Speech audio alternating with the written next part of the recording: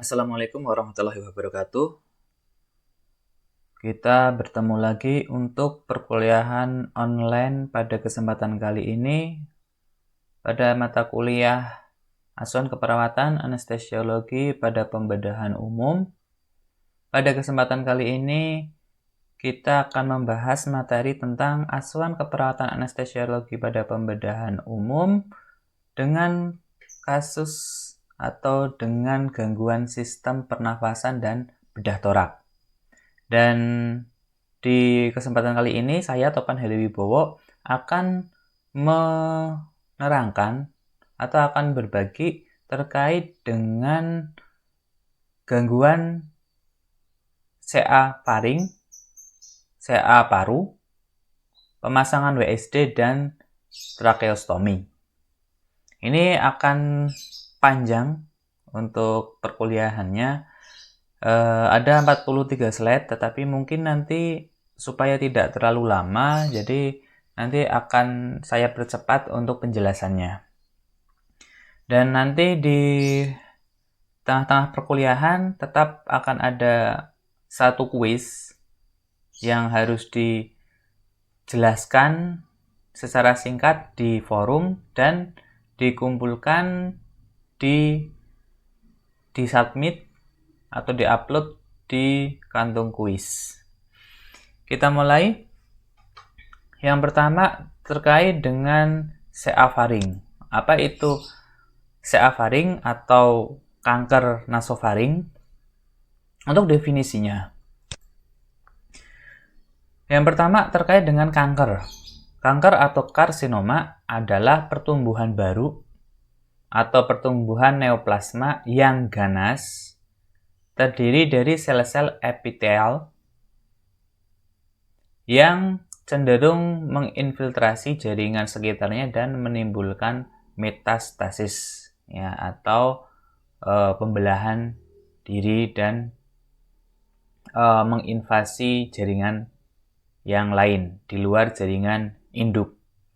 Jadi yang membedakan antara tumor dan kanker adalah terkait dengan metastasis. Nah, jadi kalau misalkan pada kasus tumor, ini tidak terjadi metastase.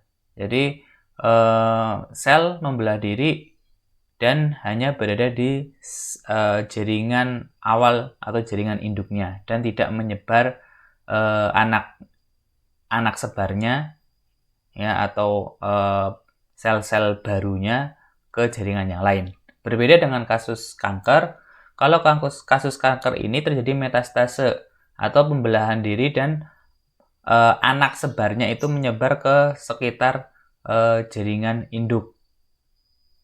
Jadi tidak hanya di jaringan induk atau jaringan awal kanker tersebut muncul.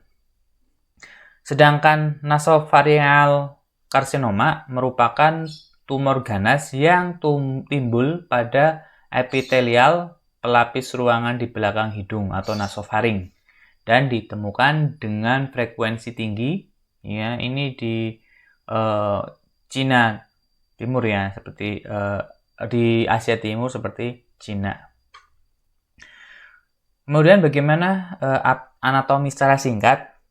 Saya tidak akan membahas terlalu lama terkait dengan anatomi fisiologinya karena untuk anatomi fisiologi sudah diterangkan atau dijelaskan pada semester sebelumnya. Anatomi dan fisiologi nasofaring. Nasofaring berbentuk kerucut dan selalu terbuka pada waktu respirasi karena dindingnya dari tulang. Ya, kecuali dasarnya yang dibentuk oleh palatum mole. Batasan dari nasofaring yang pertama untuk superior adalah basis krani, kemudian diliputi oleh mukosa dan fascia. Sedangkan di bagian depan atau anterior ini ada chana ya, oleh ossa vomer di bagian atas kanan dan kiri. Di bagian chana kanan dan kiri. Kemudian untuk posterior ini ada vertebra cervicalis 1 dan 2, kemudian ada fascia spes ya, atau rongga yang berisi jaringan longgar dan mukosa lanjutan dari mukosa atas. Dan bagian lateralnya ada mukosa lanjutan dari mukosa atas dan belakang.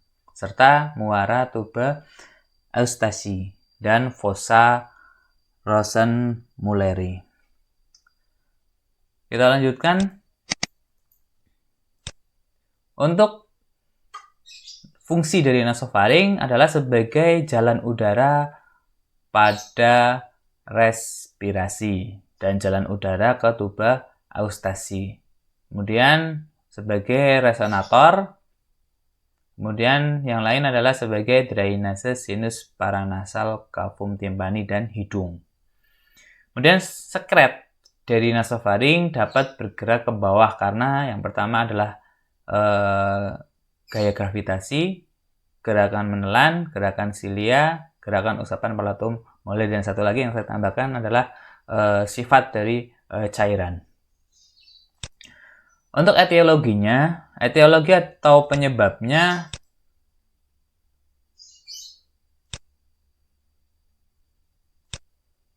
belum dapat diketahui dengan pasti, tetapi kemungkinan ada hubungannya dengan faktor gen atau paparan radiasi, zat karsinogenik, virus, kebiasaan hidup, pekerjaan, dan lain-lain.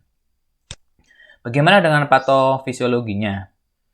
Ya, untuk CA faring ini merupakan tumor ganas yang terjadi pada sel epitel di daerah nasofaring, yaitu pada daerah cekungan Rosenmulleri dan tempat bermuaranya saluran Eustasi. Nah, banyak faktor yang diduga berhubungan, yaitu adanya infeksi, faktor lingkungan, dan genetik. Sedangkan tanda gejalanya yaitu pertama, gejala stadium dini. Ya, ini tanda-tanda nasal seperti pilek yang lama, yang sampai berbulan-bulan tidak sembuh-sembuh. Kemudian ada mimisan, ya, atau epistaksis, keluarnya darah yang biasanya berulang-ulang. Ya, jumlahnya mungkin sedikit, ya, dan seringkali bercampur dengan ingus. Nah, kemudian ingus dapat seperti nanah, encer, atau kental dan berbau.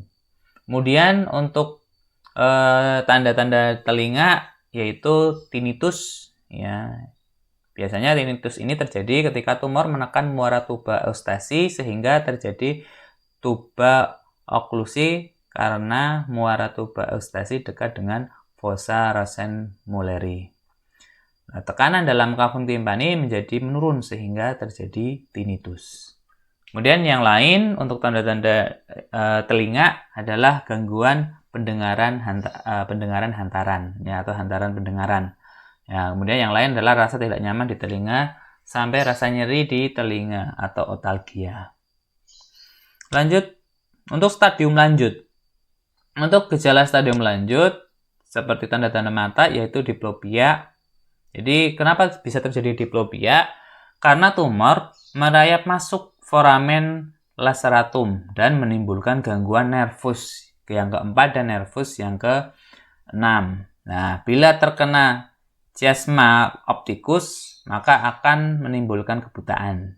Sedangkan untuk tanda tumor, ini pembesaran kelenjar limfoid leher, ini merupakan penyebaran atau metastase, ya, dekat secara limfogen dari karsinoma nasofaring. Kemudian untuk yang lain ada cranial sign, ya. Jadi gejala kranial terjadi bila tumor sudah meluas ke otak dan dirasakan pada penderita. Nah, gejalanya bisa berupa sakit kepala yang terus-menerus, ya. Nah. Kemudian rasa sakitnya ini merupakan terjadi karena metastase secara hematogen. Kemudian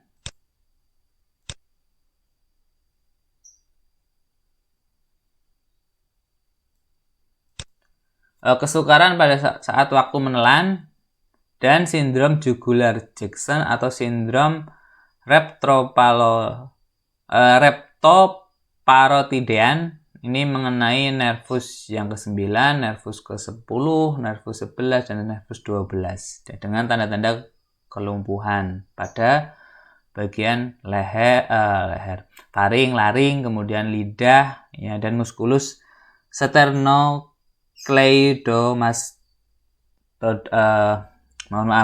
musculus sternocleidomastoideus. Kemudian Yang berikutnya terkait dengan diagnosis. Bagaimana untuk menegakkan diagnosis ini? Ini jika ditemukan adanya kecurigaan yang mengarah pada suatu karsinoma nasofaring, protokol yang biasa dilakukan, ya ini dapat membantu menegakkan diagnosa, ya untuk serta melihat stadium tumornya, yaitu pemeriksaan fisik, kemudian pemeriksaan nasofaring, biopsi ya nasofaring, pemeriksaan patologi anatomi, radiologi, neurooftalmologi dan serologi. Untuk komplikasinya, ini yang pertama adalah Petrus Penoid syndrome. Ini tumor tumbuh ke atas ya ke dasar tengkorak lewat foramen lacerum sampai ke sinus cavernosus. Nah, ini yang menyebabkan penekanan pada nervus cranialis ya. Baik itu 3, 4, 6 ya. Juga pada nervus yang kedua yang memberikan kelainan seperti neuralgia trigeminus, ya, kemudian ptosis palpebra dan ophthalmoplegia. Untuk yang berikutnya, komplikasi yang kedua adalah retroparidean syndrome. Ini tumor tumbuh ke depan ya ke arah rongga hidung, kemudian dapat menginfiltrasi ke daerah sekitar. Nah, ini tumor ke samping dan belakang menuju ke arah daerah parafaring dan retrofaring, nah, di mana ada kelenjar getah bening. Kemudian yang ketiga adalah sel-sel kanker dapat ikut mengalir bersama getah bening atau darah. Nah, ini bisa metastase ke jaringan yang lain atau jaringan yang lebih jauh. Selanjutnya, untuk pencegahan. Untuk pencegahan ini pemberian vaksinasi, kemudian memindahkan orang ya di daerah yang lain yang menjauhi dari daerah yang beresiko tinggi, kemudian kebiasaan hidup, ya penyuluhan kesehatan dan lain sebagainya. Ini untuk kasus kanker faring. Ya, untuk pembedahannya nanti kita akan gabung dengan tracheostomi. Oke, kita mulai dengan tracheostomi. Untuk tracheostomi sendiri, ini adalah suatu lubang stomak yang dibuat pada trachea cincin kedua atau ketiga, ya, untuk sebagai keluar masuk udara. Bagaimana indikasi orang yang dilakukan pembedahan pada trachea atau tracheostomi? Maka indikasinya ya ini untuk mempermudah proses weaning ventilator atau untuk mengurangi dead space. Kemudian yang kedua, mempermudah evakuasi sputum, mengatasi obstruksi jalan nafas, termasuk misalkan ada kanker nasofaring. Nah, maka mungkin bisa dibuat lubang di trachea atau tracheostomi untuk mengatasi obstruksi jalan nafas. Kemudian pencegahan aspirasi pada pasien yang tidak sadar. Kemudian untuk secara fisiologi, ya udara masuk ke dalam paru-paru melalui hidung. Ya, di situ ada filtrasi, ya ada penghangatan dan humidifikasi. Dan tracheostomi secara patologis ini ada 3 hal yang tidak terjadi dan sistem ya mukosiliar tidak bekerja sehingga terjadi retensi sputum atau plak. Kemudian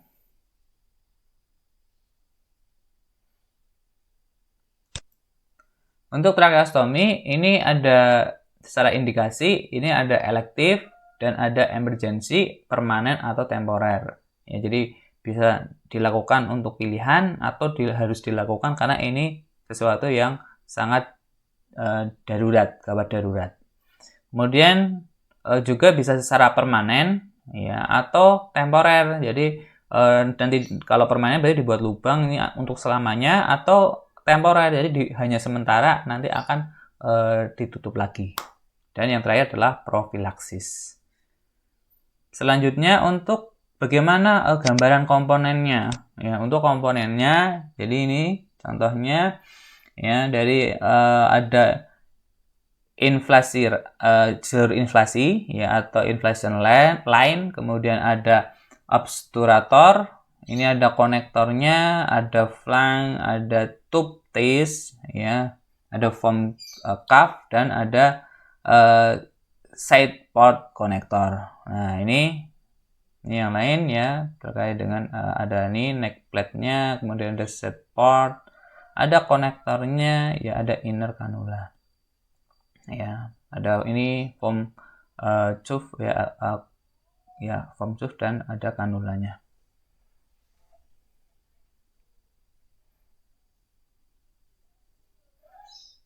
Lanjut, ya, bagaimana gambarannya? Jadi tadi kita sudah bahas ya di trachea ya terutama di nomor 2 dan 3, kemudian di sini nanti dilubangi ya.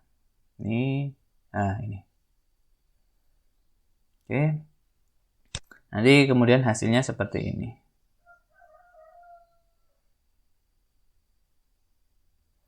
Lanjut. Nah, untuk komplikasi tindakan tracheostomi yang pertama yang dini komplikasinya adalah perdarahan ketika pembedahan. Kemudian bisa jadi emfisema subcutis mediastinum, ya, bisa jadi bronkospasme, pneumotora, gangguan hemodinamik dan diskolokasi. Secara lanjut ada obstruksi, dislokasi, pneumonia, ada infeksi pada stoma dan kerusakan trachea. Dan secara gangguan psikologis ini perubahan penampilan ya atau gangguan hambatan komunikasi dan ekspresi diri. Bagaimana penata laksanaan terutama untuk pembedahan di daerah leher ya seperti tracheostomi. Nah, untuk praanestesi persiapan khususnya adalah pasien yang menjalani pembedahan pada daerah leher memiliki masalah lain yang dapat menyebabkan tersumbatnya jalan nafas, misal ukuran dan lokasi tumornya. Kemudian pasien dengan tumor laringeal atau nasofaring juga, ini sering terdapat residu sisa-sisa makanan pada laringoskop yang dapat mengganggu visual ketika proses pemasangan ETT. Kemudian pada umumnya, pasien dengan kanker pada daerah leher, kepala atau leher ini dapat menyebabkan kontraktur yang dihasilkan dari pengobatan sebelumnya. Nah, ini terdapat kecacatan eksternal yang jelas sehingga dan memiliki gerakan yang terbatas. Seperti ekstensi leher terbatas, kemudian kekakuan ya, dan distorsi. Kemudian pasien dengan pembedahan pada daerah leher harus memperhatikan jalan nafas dengan melakukan pemeriksaan jalan nafas diantaranya penilaian gerakan leher ya di semua bagian terutama terkait fleksi, ekstensi ya. Kemudian juga estimasi jarak tiromental dan tingkat malapatinya.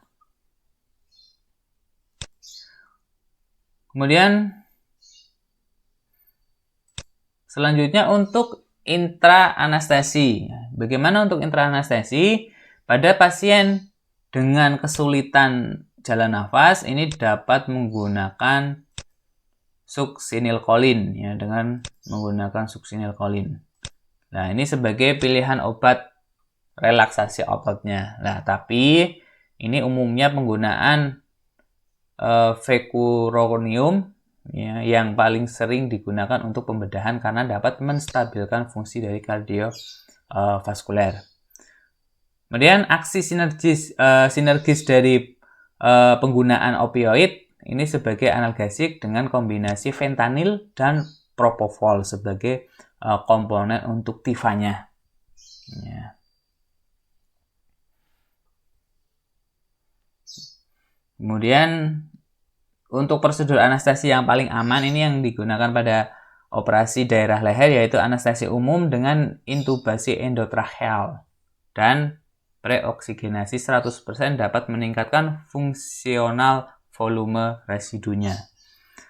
Bagaimana dengan penata laksanaan pasca anestesi? Ya, jadi ketika dirawat di ruang pemulihan atau recovery room, ini menunggu pemulihan anestesi. Jadi kita harus mengawasi kemungkinan terjadi perdarahan luka operasi dan sumbatan jalan nafas akibat perdarahan. Nah, kelumpuhan pita suara dan malese ini juga bisa terjadi pada trachea. Kemudian pasien dikirim kembali ke ruangan setelah memenuhi kriteria-kriteria pemulihan. Ini terkait dengan pembedahan di daerah leher. Lanjut yang berikutnya. Terkait dengan kanker paru. Nah, kita mulai ke definisinya. Mulai dari definisi kanker paru atau CA paru. Ini merupakan tumor ganas paru primer yang berasal dari saluran pernafasan. Kita sudah tadi bahas terkait dengan tumor ya. Lanjut untuk tanda gejalanya apa saja, yaitu gejala intrapulmoner yang meliputi pasien mengalami batuk ya, ataupun batuknya ada darahnya, nyeri dada, dan sesak nafas. Gejala yang lain terkait dengan gejala intratorasik ya, intrapulmoner yang meliputi penekanan-penekanan ataupun pengerusakan struktur sekitar. Nah, pada nervus phrenikus ini akan menyebabkan lumpuhnya diafragma.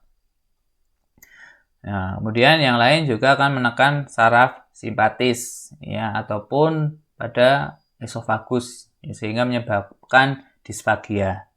Nah, penekanan juga bisa terjadi pada vena cava superior yang dapat menyebabkan bengkak pada wajah, leher, dan pembuluh darah di daerah leher. Kemudian juga bisa menekan trachea dan bronchus. Ini yang bisa menyebabkan sesak nafas ya, atau dyspnea. Nah, juga bisa menyebabkan penekanan pada jantung dan organ yang lain. Nah, bagaimana gejala selain gejala intrapulmoner dan intratorasik, intrapulmoner, ini juga bisa terjadi gejala ekstratorasik non metastase. Juga ada gejala ekstratorasik metastase yang akan menimbulkan manifestasi klinis atau tanda-tanda klinis tergantung dari daerah mana yang terkena. Selanjutnya, bagaimana dengan pemeriksaan diagnosisnya? Pemeriksaan diagnosis yang mendukung untuk penyakit kanker paru adalah yang pertama endoskopi ya. Jadi untuk mendiagnosis kita butuh endoskopi untuk mengetahui perubahan pada bronkus ya, permukaan tumor, dan pengambilan bahan untuk pemeriksaan sitologi. Kemudian bisa pemeriksaan yang lain dengan bronkografi ya, dengan tomogram dan CT scan ya, biopsi, pemeriksaan imunologi, dan pertanda biokimia. Selanjutnya adalah yang terakhir terkait dengan pemasangan WSD. Nah, pemasangan WSD ini atau water seal drainase ini adalah alat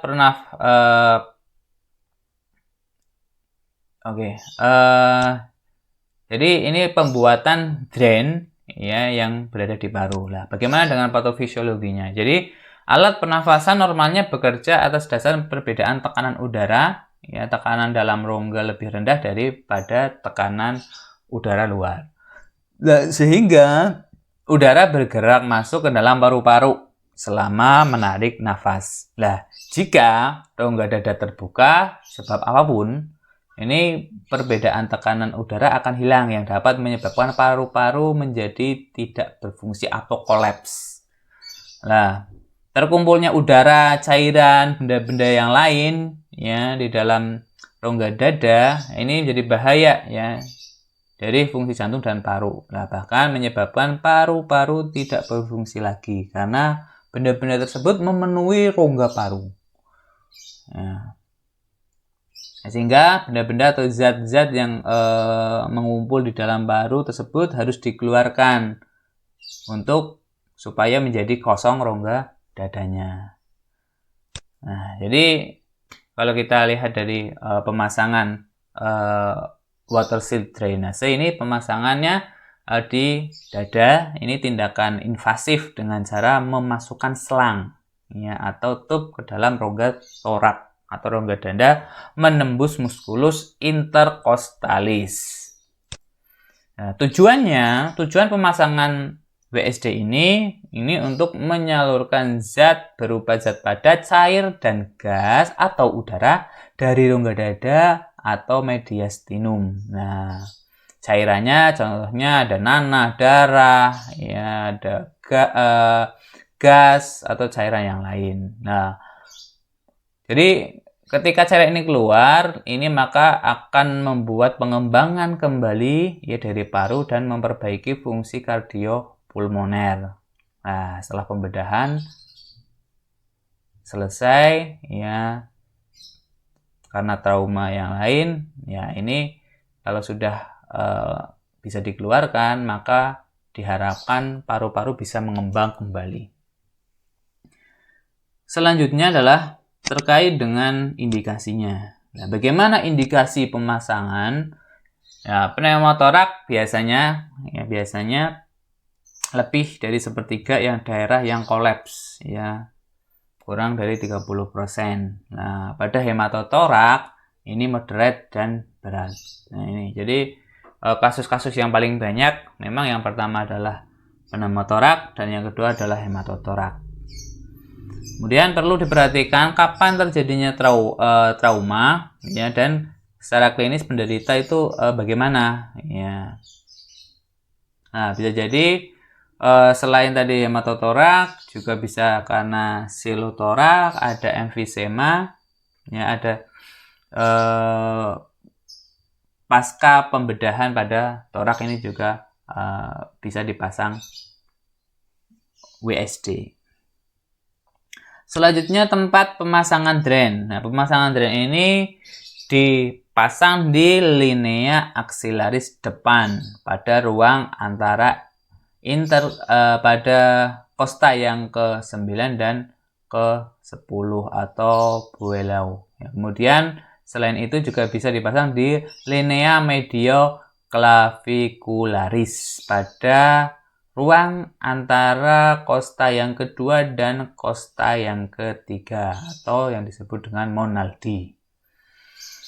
Selanjutnya untuk persiapan alat pemasangan drain, ini untuk drain torak, ini drainnya harus steril ya, dengan 1, 2 atau 3 botol ya. Kemudian ada suction, ada selang transparan. Ya, untuk obat-obatannya adalah ada spet, jarum, lidocaine ya, untuk anestesinya, kemudian ada betadine dan alkohol. Selanjutnya untuk persiapan alat pemasangan drain yang lain, alat steril seperti klem, kasa, gunting dan lain sebagainya. Ini untuk terutama dokter dan perawat bedahnya. Nah, kita lanjutkan terkait dengan persiapannya. Persiapan pasien diberitahu ya, kemudian atur posisi pasien setengah duduk atau kurang lebih 45 derajat. Kemudian untuk pemasangan drain dipasang ya, memberitahu pasien, kemudian alat didekatkan pasien ya, pasien dianjurkan untuk nafas panjang, kemudian sampai ditusuk ya, kemudian dipasang drain. Selain itu terakhir drain difiksasi supaya tidak lepas. Nah, tip khusus ya, penderita harus dipasang infus line, kemudian jangan meninggalkan penderita ya atau pasien setelah pemasangan. Jadi kita harus memperhatikan tanda-tanda vital pasien. Nah, penata laksanaan anestesinya. Bagaimana penata laksanaan anestesi pada bedah torak ya, baik itu pemasangan drainase atau misalkan pembedahan pada kanker paru ya. Jadi untuk pra-anestesi, pasien yang akan menjalani operasi reseksi paru tidak rutin diberikan obat-obat sedasi sebelum operasi. Nah, jadi tidak rutin. Ya, akan tetapi obat-obat sedasi ringan seperti short acting, contohnya golongan benzodiazepin ya, secara intravena sering diberikan sebelum melakukan prosedur monitoring invasif seperti pemasangan kateter. Pada pasien dengan sekresi berlebih, ini pemberian antisialoguk ya, jadi seperti contohnya glikopirolat, ini berguna untuk memfasilitasi bronkoskopi siberoptik ya, untuk penempatan endobronchial tube ya, lumen ganda atau bronchial blocker. Nah, pemberian obat-obat antikolinergik pada pasien normal dan pasien PPOM ringan atau sedang sering menimbulkan perasaan tidak enak, yaitu biasanya kekeringan pada mulut. Nah, secara teori, ya, kekeringan ini akan mempersulit sekret untuk keluar. Ya, makanya antikolinergik juga tidak rutin diberikan pada periode prabedah. Bagaimana dengan intra? Untuk intra anestesi, ya, pada operasi paru dan beberapa kasus non-paru, misalnya abses tulang belakang, torakal, dan PDA, ini dilakukan ventilasi satu paru menggunakan pipa endotracheal khusus. Nah, pasien diinduksi dengan tiopenton, ya, 4-5 ml per kilogram berat badan. Ya, jadi kalau misalnya berat badannya 50, ya, berarti sekitar 200 atau 250 ml. Ya, diberikan intravena secara pelan-pelan. Nah, kemudian memberikan succinylcholine untuk fasilitas intubasi endobronchial dengan pipa endobronchial lumen ganda, di mana untuk paru kanan mempergunakan pipa White dan untuk paru kiri menggunakan pipa Carlens. Sedangkan pemberian nafas buatan bisa melalui sungkup muka dengan oksigen 100% mempergunakan fasilitas mesin anestesi, ya, sampai fasikulasi hilang. Kemudian lakukan pemasangan pipa endotracheal dan hubungkan dengan mesin anestesi yang mempergunakan konektor ganda. Selanjutnya untuk pasca anestesi. Untuk pasca anestesi, ya, pasien bedah torakotomi, pasien akan dikelola di kamar pulih atau RR, ya, atau unit perawatan pasca anestesi, ya, atau PACU. Idealnya bangun dari anestesi terjadi secara bertahap dan tanpa keluhan. Nah, tapi kenyataannya sering ditemukan hal-hal yang tidak menyenangkan akibat stres pasca bedah atau pasca anestesi. Contohnya, pasien mengalami mual, ya, atau muntah, ya, gangguan pernafasan seperti sesak nafas, ya, dyspnea, kemudian gangguan kardiovaskuler, ya, pasien mengalami gelisah, ya, juga menggigil, ya, dan nyeri, kadang-kadang mengalami perdarahan. Nah, ini saja untuk pertemuan kali ini. Sedangkan untuk tugasnya satu saja. Tugasnya adalah bagaimana cara untuk anestesi pada kasus WSD. Oke, tugasnya adalah bagaimana anestesi pada kasus WSD. Ya, karena kalau tadi secara umum saya berikan penjelasan terkait dengan anestesi general pada kasus-kasus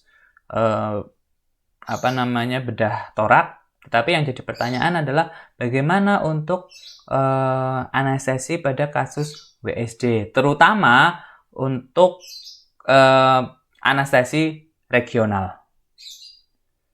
Itu saja untuk pertemuannya. Semoga bermanfaat. Silahkan baca-baca banyak referensi, karena untuk materi ini hanya sedikit dari banyak ilmu terkait dengan bedah torak, ya, yang bisa dipelajari di luar pembelajaran ini, baik itu dari pembelajaran jurnal, kemudian buku, ya, internet, dan lain sebagainya.